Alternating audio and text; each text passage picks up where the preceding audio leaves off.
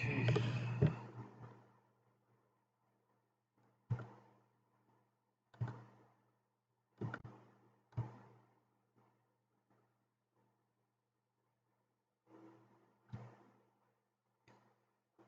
Welcome to the next lecture of financial markets. ठीक है, हम कहते हैं मेमोरेंडम ऑफ अनलिमिटेड कंपनी. ठीक है, it is memorandum association of unlimited company. It is described in section 18. In the case of an unlimited company, whether or not the company has a share capital, the memorandum shall state the name of the company. So which is the नाम और उसका होना जरूरी. Memorandum association province or part of the Pakistan not forming part of a province. It's case heavy in which registered office of the company is to be situated. And objects of the company, except in the case of trading corporation, are the territories to which they extend.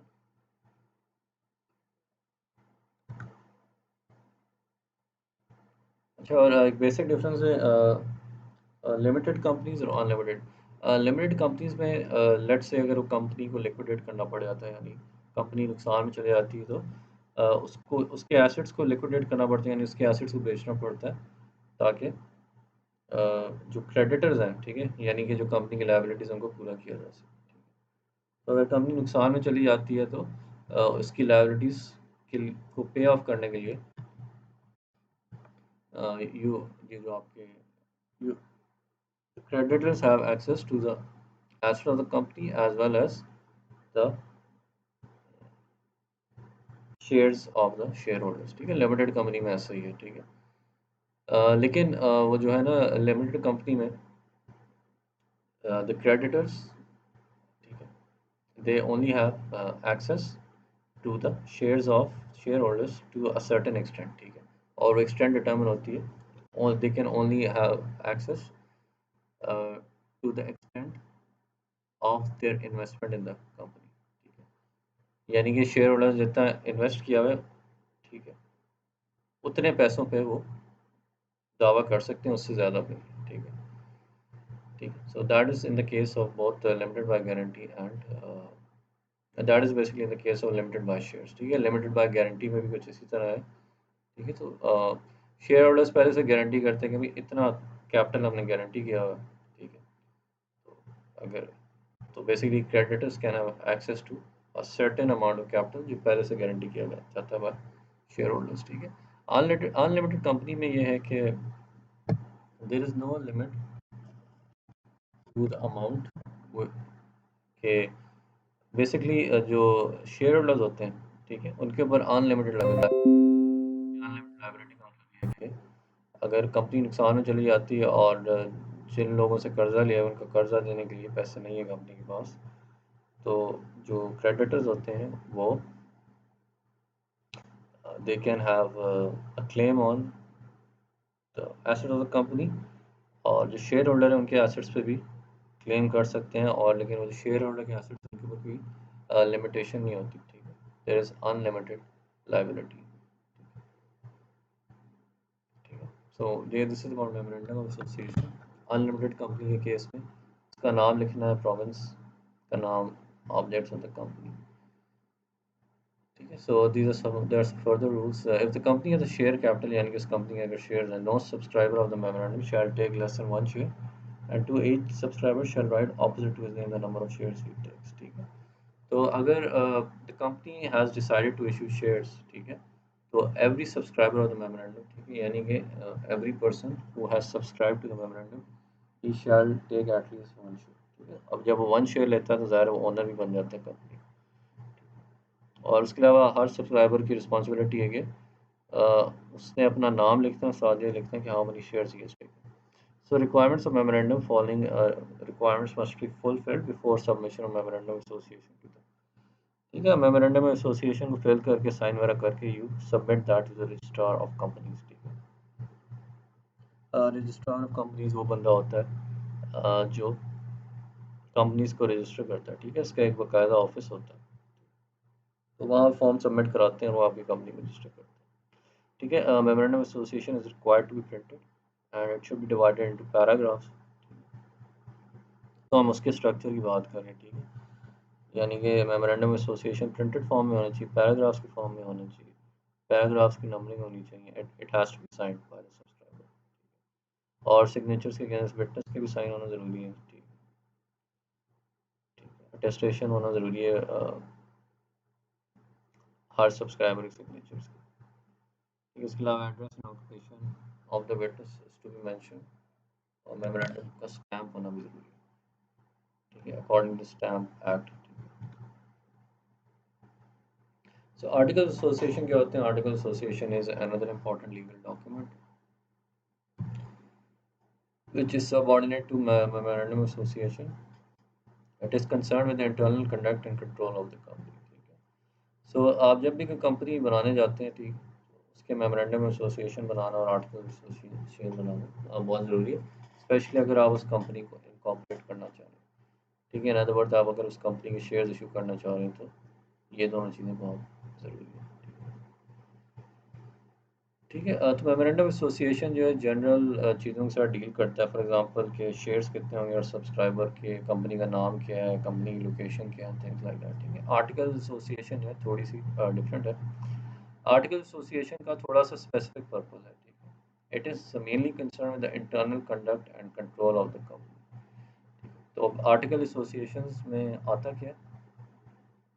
Articles means the articles of association of company as originally framed or as altered in accordance with the provisions of any previous Companies Act or of this ordinance, including so far as they apply to the company the regulations contained in Table A and first schedule. ठीक है, articles association they can be according to the Companies Act or according to this ordinance. ठीक है, as contained in Table A in the first schedule. ठीक है. So, contents of article association is comprised of provisions, rules of article 50. Article association they basically list provisions and rules of the association. So they contain regulations concerning the internal management of the company, which is outlined here.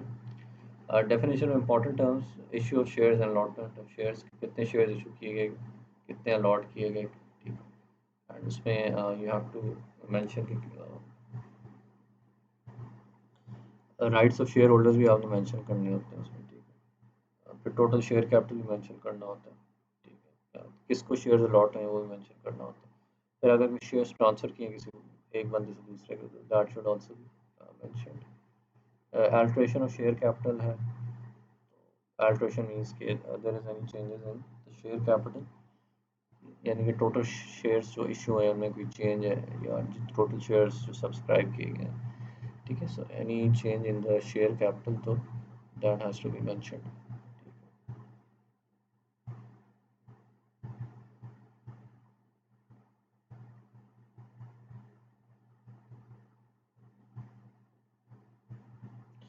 ठीक है, उसके अलावा appointment of directors के rules, कुछ election किस तरह होंगे for the appointment of directors, removal of directors powers, duties, meetings कब होंगी, एनुअल एंड सेमी एनुअल, इस तरह की चीज़ें, वोटिंग पावर्स, शेयर होल्डर्स की voting power should be mention, boring powers, उसके अलावा अकाउंट एंड ऑडिट किस तरह होगा company, that needs also be mention, और वाइंडिंग अप रूल्स किस तरह के होंगे, that they should also be mention. Okay, so the articles of association they have to be registered under section 26, which is given below. They may, in the case of company limited by shares, and they shall, in the case of company limited by guarantee or unlimited company, be registered with memorandum articles of association signed by the subscribers. This memorandum and setting on regulations for the company. ठीक है, article of association में they may have all or any of the regulations contained in table A in the first schedule. Table A जो है first schedule में, इसके अंदर जो regulation है आर्टिकल एसोसिएशन में सारी रेगुलेशन हो सकती है।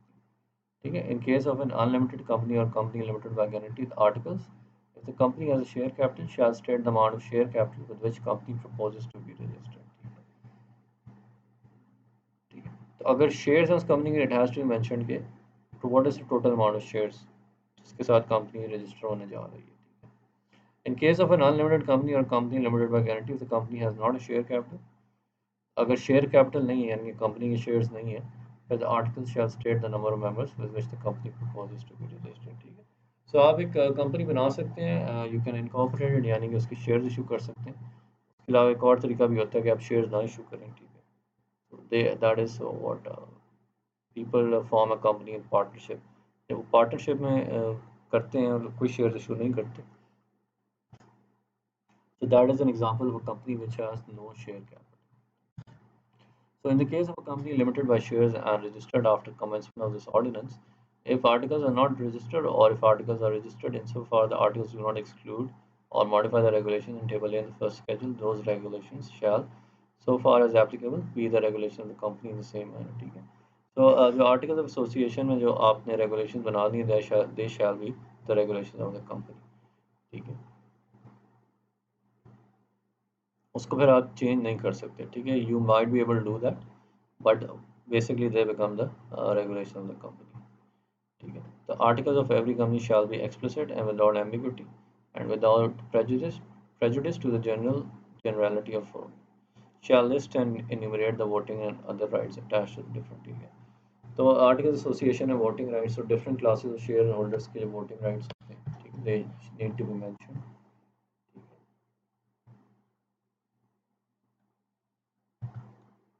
ठीक है. For example common stock holders के क्या वोटिंग राइट्स होंगे, प्रेफर्ड स्टॉक होल्डर्स के क्या होंगे. ठीक है. फिर स्टॉक्स आपके जो स्टॉक्स हैं they are further divided into class A class B, इस तरह की चीज़ें होती हैं. अल्ट्रेशन ऑफ आर्टिकल्स सेक्शन 28 में ये अल्ट्रेशन ऑफ आर्टिकल्स के बारे में लिखा हुआ है. यानी कि अगर आपने आर्टिकल्स को चेंज करना हो, subject to the provisions of this ordinance and to the conditions contained in its memorandum, a company may by special resolution alter or add to its articles and any alteration or addition so made shall be valid. यानी कि अगर आपने articles में कोई changes करने हैं, ठीक है, आर्टिकल ऑफ एसोसिएशन में चेंजेस करने हैं, तो उसके लिए आपको स्पेशल रेजोल्यूशन पास करनी पड़ेगी.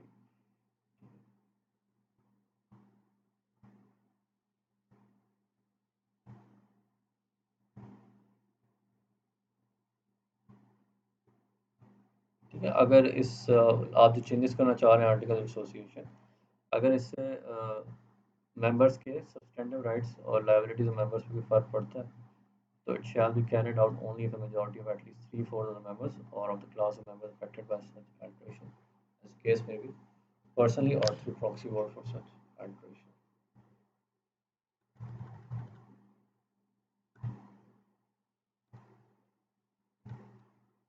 Form of memorandum in Article Section 29. The form of memorandum in articles shall be in accordance with the form set out in Table B, C, D, and E of the first schedule. The memorandum of a company limited by shares. The memorandum and articles of association of company limited by guarantee and not having a share capital.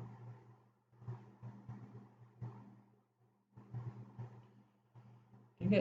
Section 29 में लिखा हुआ the form of the memorandum articles shall be in accordance with the form set out in tables B C and D of the first schedule. The memorandum of association of company limited by shares. ठीक है. The memorandum and article of association of company limited by guarantee and not having share capital. ठीक है. और यानी कि different तरह की companies के बारे में लिखा हुआ है section 29. Memorandum and article of association of company limited by guarantee and not having share capital. इसके अलावा एक और तरह की कंपनी होगी, यानी कि company which is limited by guarantee and having a share capital. उसके मेमोरेंडम और आर्टिकल ऑफ एसोसिएशन थोड़े फर्क होंगे. फिर एक और तरह की कंपनी होगी, company which is an unlimited company and having a share capital. उसके memorandum and article of association थोड़े से फर्क होंगे.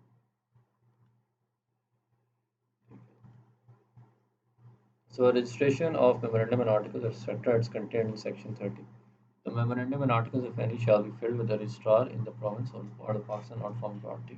So जिस province में आप कंपनी रजिस्टर करने जा रहे हैं उसके रजिस्ट्रार के साथ ये आप आर्टिकल एसोसिएशन और मेमोरेंडम ऑफ एसोसिएशन फिल करते हैं.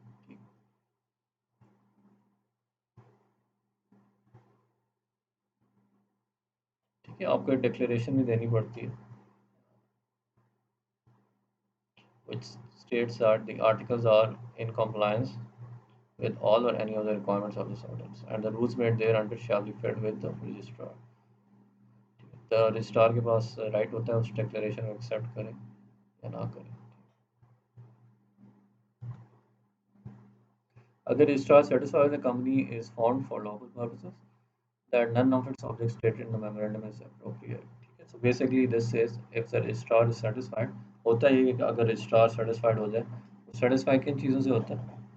The registrar has to ensure that none of its objects stated in the memorandum is inappropriate or deceptive यानी कि मेमोरेंडम में कोई चीज़ गलत नहीं लिखी हुई और झूठी नहीं लिखी हुई, ठीक है, कोई चीज़ इनसफिशिएंट नहीं है।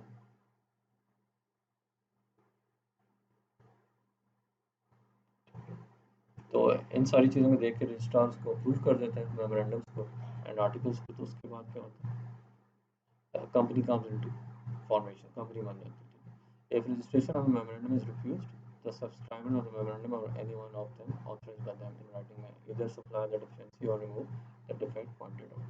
ठीक है, अगर मेमोरेंडम्स में कोई डेफिशिएंसी हो यानी कोई कमी हो जाए तो उनको फिर पूरा करना पड़ता है and that has to be done within 30 days of the order of refusal.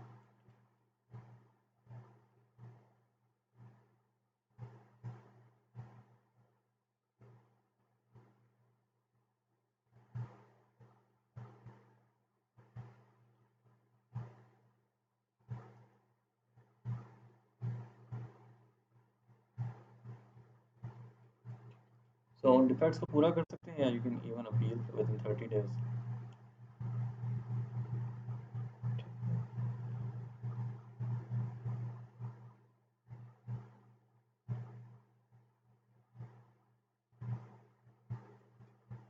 ठीक है, but the order final authority उसको फाइनल करती है, ठीक है। So it shall be final, shall not be called in question before any court और other authority.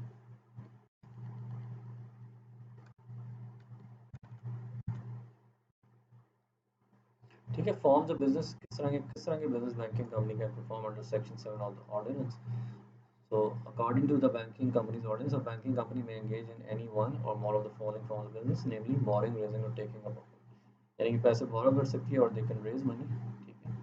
इसके अलावा they can engage in the business of lending or advancing money either upon or without security, यानी कि वो पैसे lend कर सकती है, कर्जा दे सकती है without security। इसके अलावा drawing, making, accepting, discounting, buying, selling, collecting, dealing, ठीक है। बेस ऑफ एक्सचेंज सारी बैंक डील करते हैं, यू ऑलरेडी नो दैट, ठीक है। So it can draw, make, accept, discount, buy, sell, collect and deal in base of exchange. promissory notes, coupons, drafts, bills of lading, railway receipts, warrants, debentures, certificates, ठीक है। अब bill of exchange क्या होता है, bill of exchange is an important type of negotiation, ठीक है। So these bill of exchange हो गया, promissory note, they are all part of negotiable instruments, ठीक है। एंड नेगोशिएबल इंस्ट्रूमेंट्स क्या होते हैं, that is covered by the negotiable instruments act 1881।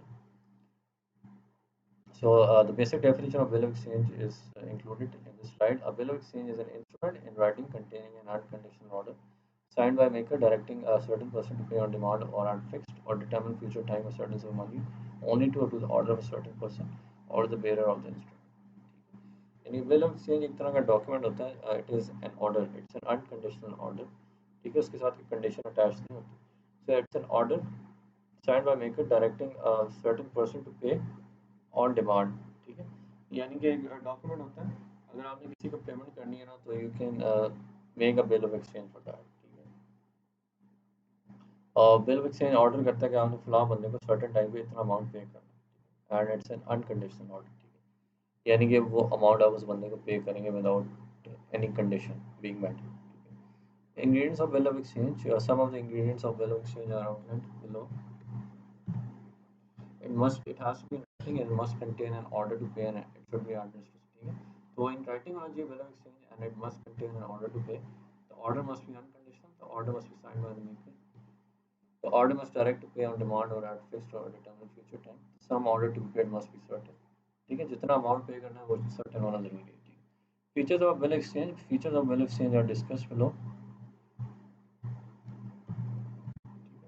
A promise or order to pay is not conditional by reason of the time for payment of the amount or any instrument thereof being expressed, ठीक है। इसको बल्कि अभी छोड़ देते हैं। This is important, the sum payable must be certain within the meaning of this section and section 4, ठीक है। इस सेक्शन के मुताबिक जो आपने सम पे करना है in the bill of exchange that must be certain, ठीक है। ये तय होना चाहिए कि कितना आपने पे करना है, उसमें कोई वो नहीं होना चाहिए, शक नहीं होना चाहिए, ठीक है। Although it includes future interest to return in any other form or is payable at an indicated rate of exchange or is payable at the current exchange rate, although it is to be paid in stated installments, ठीक है। A promise to pay or order to pay is not conditional, nor is the sum payable uncertain within the meaning of this section or section 4 by reason of the sum payable being subject to adjustment for profit, ठीक है। तो ये इसको इतनी important नहीं इनको रहने देते, ठीक है। जिस बंदे को पे करना है उसका सर्टेन होना ज़रूरी है।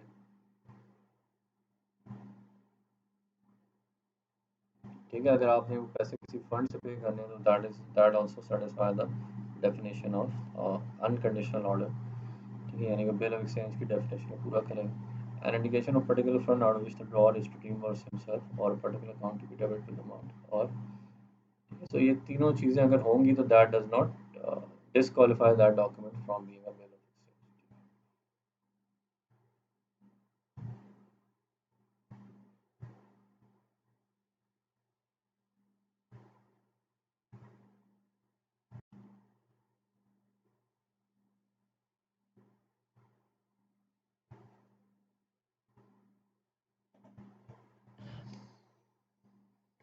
ठीक है, सो डिपेंड्स, कुछ चीज़ें जो है बिल को जो है ना उसकी अनकंडीशनैलिटी को अफेक्ट कर सकती हैं। ठीक है, बट उसकी इतनी डिटेल में हम नहीं जा रहे, so let's just go through that. ठीक है, एक बड़ी इंपॉर्टेंट चीज़ है बिल ऑफ एक्सचेंज के लिए ज़रूरी है that shall contain an order to accept और pay. And bill of exchange के लिए ज़रूरी है कि जो एक्सेप्टर है उसको एक्सेप्ट करे। ठीक है, that is important. Besides from discussed above, falling from the business may also be carried out by banking team. तो बिल ऑफ नेगोशिएबल इंस्ट्रूमेंट के साथ बैंक डील कर सकता है। ठीक है, तो नेगोशिएबल इंस्ट्रूमेंट को तैयार बेसिकली बैंक ही करता है। ठीक है, यानी कि अगर आपने बिल ऑफ एक्सचेंज को तैयार करना है तो उसको बैंक तैयार करेगा। ठीक है, इसके अलावा बैंक ऑल्सो डील्स,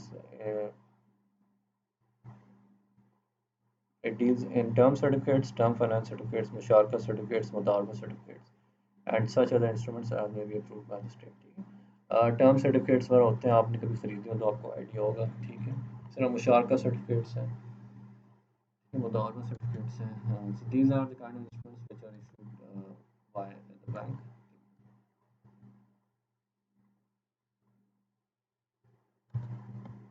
ठीक है, ज़रूरी नहीं है ये बैंक इशू करें इन चीज़ों को, but the bank deals in that. ठीक है, ये जो टाइप सर्टिफिकेट्स हैं the bank deals in that. कुछ चीज़ों को बैंक खुद भी इशू कर सकता है, बट बेसिकली बैंक जो है उनकी सेलिंग करता है या बाइंग करता है। ठीक है, तो State Bank of Pakistan issue securities on behalf of government of Pakistan. ये आप गवर्नमेंट सिक्योरिटीज में किस तरह की सिक्योरिटीज इन्वॉल्व हैं, that is explained in this ordinance. Government security shall include such type of public rupee obligation of the federal government or of provincial government or of a corporation wholly owned or controlled directly or indirectly by the federal government or ठीक है, यानी कि इस तरह की securities which are obligation of the federal government और provincial government. ठीक है, प्रोविंशियल गवर्नमेंट या फेडरल गवर्नमेंट इस तरह की सिक्योरिटीज इशू कर सकती है। इन सिक्योरिटीज को हम गवर्नमेंट सिक्योरिटीज कहेंगे, या फिर ऐसी corporation which is owned by the federal और provincial government that can also issue government securities. इसके अलावा बैंक्स क्या कर सकते हैं, देखें grant and issue letter of credit. So letter of credit क्या होता है, letter of credit can be defined as an instrument issued by a bank in which the bank furnishes its credit which is both good and well known in place of the buyer's credit which may be good but is not so well known। ठीक है, यानी कि letter of credit एक तरह का letter होता है जो, अगर फर्ज करें आपने बाहर से कोई चीज़ इंपोर्ट की है। ठीक है, और आप जहाँ से आपने जिस मुल्क से इंपोर्ट की है वहाँ जिस बंदे से आपने इंपोर्ट की। ठीक है, फॉर एग्जांपल आप चाइना में किसी जेन जी से कोई सामान इंपोर्ट करते हैं। ठीक है, तो आपने जेन जी को पेमेंट करनी है, लेकिन होता है कि आप कहते हैं कि सामान आप पहले रिसीव कर लें बाद में आप पेमेंट करें। ठीक, तो होता है कि आप एक लेटर ऑफ क्रेडिट बना के अपने बैंक से लेटर ऑफ क्रेडिट बनवा के उसको जेन जी को भिजवा सकते हैं, and based on the letter of credit जेन जी आपको सामान भेज देगा और बाद में बैंक पेमेंट कर देगा आपके बिहाफ। तो बेसिकली बैंक क्या कर रहे हैं यहाँ पे, bank is guaranteeing the payment. ठीक है, बैंक अपने तौर पे पेमेंट की गारंटी कर रहा है ऑन योर बिहाफ।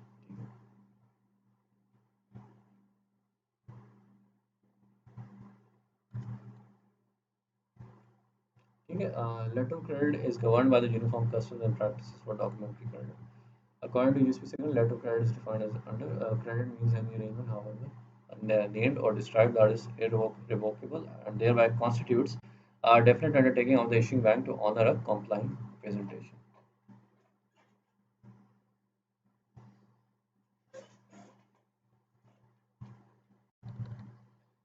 ठीक है, आगे कुछ स्लाइड्स हैं इसकी, लेटर ऑफ क्रेडिट के बारे में कुछ और डिटेल्स हैं। ठीक है,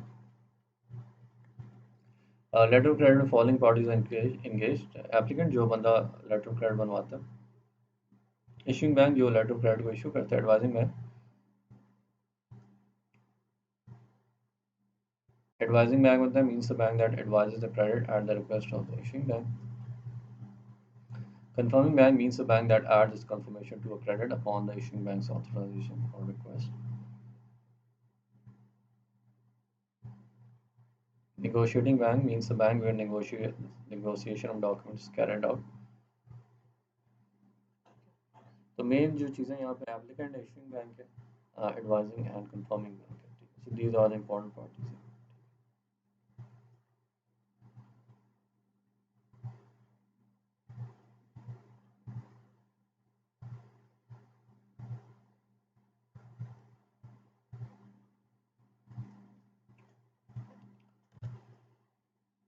और भी डिटेल्स है नॉमिनेटेड बैंक वगैरह क्या होता है, ठीक है, इसको छोड़ देते हैं। Form of business in which banking company में engage is outline below. A banking company can issue travel check and circular notes. इसके अलावा it can deal with underwriting dealings in stock funds, shares, debentures, stocks, bonds, obligations, ठीक है, इन सारी तरह के जितने भी इंस्ट्रूमेंट्स हैं, stock fund, shares, debentures, banks in सब के साथ डील कर सकता है। इसके अलावा purchasing and selling of bonds के साथ डील कर सकता है, परचेजिंग सेलिंग ऑफ मुशारका सर्टिफिकेट्स, ठीक है, के साथ डील कर सकता है। सेफ डिपॉजिट वॉल्ट्स जिनको हम लॉकर्स कहते हैं, बैंक कैन प्रोवाइड दैट। इसके अलावा कुछ और भी ड्यूटीज़ हैं बैंक की है रहता है। A bank can be as acting agents for any government or local authority or any other person to carrying on of agency business of any description, including the clearing of forwarding goods, clearing of, ठीक है, clearing of goods वगैरह भी bank से role play करते हैं, ठीक है। अगर आपने कहीं से गुड्स मंगवाई, सामान मंगवाया, तो उसकी क्लियरिंग, स्पेशली जो इम्पोर्टेड गुड्स होती है, उनकी क्लियरिंग और फॉरवर्डिंग में भी बैंक्स प्ले और giving off receipts and discharge, otherwise acting as an attorney on behalf of customers, ठीक है। लेकिन वो ट्रेजरर का रोल नहीं अदा कर सकते, they can not act as an attorney on behalf of customers, ठीक है। So these are some of the important points in banking ordinance, ठीक है। तो इसको हम यहीं रोकते हैं इस लेक्चर में। So that is all for today. Thank you so much.